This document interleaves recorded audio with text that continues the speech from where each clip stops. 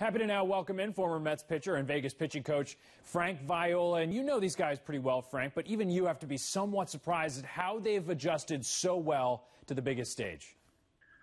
I don't know if the word is surprise because, knowing their makeup and what they possessed, stuff-wise, you knew that they were capable of as quickly as you mentioned. That's probably the surprise. I mean, they haven't shied away. One pitch they haven't. From pitch one of the playoffs till the World Series, these guys have attacked the zone. They've gone after it. It's everything you preach in the minor leagues and through, and they've just taken it to the big league level and continued on, and they've been so successful, and it's just so much fun knowing that, each of us who had them, are enjoying the ride as much as they are.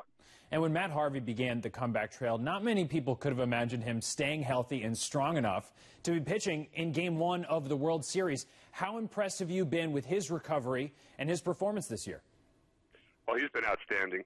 And I know there's a lot being said about, innings pitched and this, that, the other. But the bottom line was, I think the biggest blessing that the Harvey party did was giving him the whole 2014 off.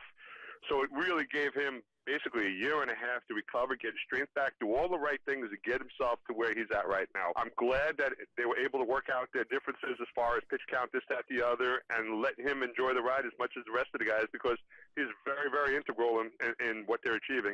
Let's talk about Jacob deGrom, Frank. It's easy to forget that throughout his minor league career, deGrom was plagued by injuries. And when he was going through all of that, what did you see to suggest that he was capable of powering through it? Well, first and foremost is his makeup. There's no more competitive person than Jacob deGrom. People forget he's only 5 or 6 years, into being a pitcher.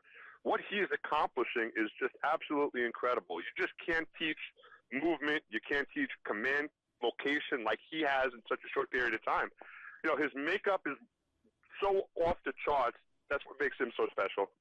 And we saw Noah Syndergaard be successful both as a starter and a reliever in the first 2 rounds. What is it about his makeup that would make that transition easy for him, Frank? I think what he went through last year in Vegas was the biggest blessing that happened to him.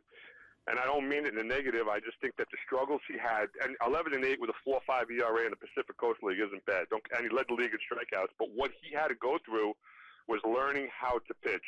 And it was the first time in his life a 98-mile-an-hour fastball got hit when he was behind in the count, or in situations where in the past when he had a pitch to throw, it was always the fastball that he got away with, not anymore. All of a sudden then he had to learn to throw a curveball, he had to throw the changeup, when to throw it, how to throw it. But I think the biggest blessing was when Sandy called him in September last year and said, "We're not calling you up." He decided to take heed, work his butt off, get himself in the best shape possible, came into spring training a new person, worked off, and from that point on, he's taken off from that point on. So, he's had some, it's a situation where sometimes the best thing that can happen to you is, at the time, is not the best thing, but long-term could be the best thing, and that was the case with Noah. And you've compared Steven Matz to both Randy Johnson and Madison Bumgarner in the past. Is that what you've seen from him on the major league level? Is it on par with what you've expected to see from him? I got to be careful what I say. I mean, you're talking about a Hall of Famer and a guy on his way to being a Hall of Famer. In the sense that Steven was that dominating in those type of situations in the minor leagues. What we're hoping to see is how that translates into the big leagues. And as you've seen, he doesn't back down to anybody. He's fearless. He has not pitched the greatest game yet that I've seen Steven pitch in the first 2 games of the playoffs, but it's also very hard to keep, to pitch every 12 days and keep things together.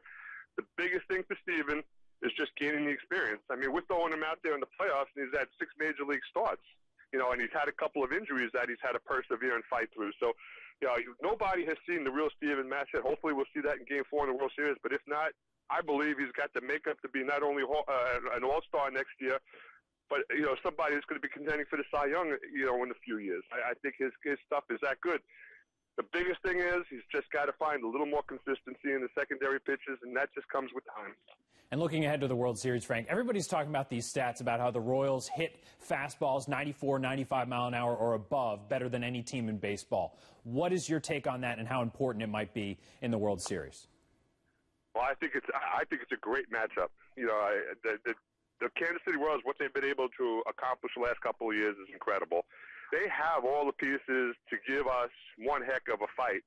The one thing people don't realize is 97, 98, 99 that all four of those starting pitchers possess, and Familia at the end of the bullpen possess, you still have to command it, locate it, and spot it. That's what we do better than anybody. And then you mix in throwing the secondary pitches behind the count. They might not strike out a lot, but we have to be able to play defense behind our pitchers. And if we play the defense, we'll be in every game, and we'll give ourselves a chance, and that's all you could ask of yourselves. So if the World Series starts and the Royals are indeed hitting the fastball as well as they are rumored to be able to do, how important will the Mets' off-speed pitches be in this series, you think? Oh, utmost. You have to go with your best pitch. So they will be throwing mostly fastballs. Commanded that fastball and using the changeup and the curveball and the slider, whatever their off-speed pitch is, in the right situation, just to keep them off balance. You know, you could be dominating and not strike people out either. I mean, that was my game. You first pitch, second pitch, you put a ball in a good spot. They hit a weak ground ball. They hit a fly ball. You're doing your job in a minimal amount of pitches.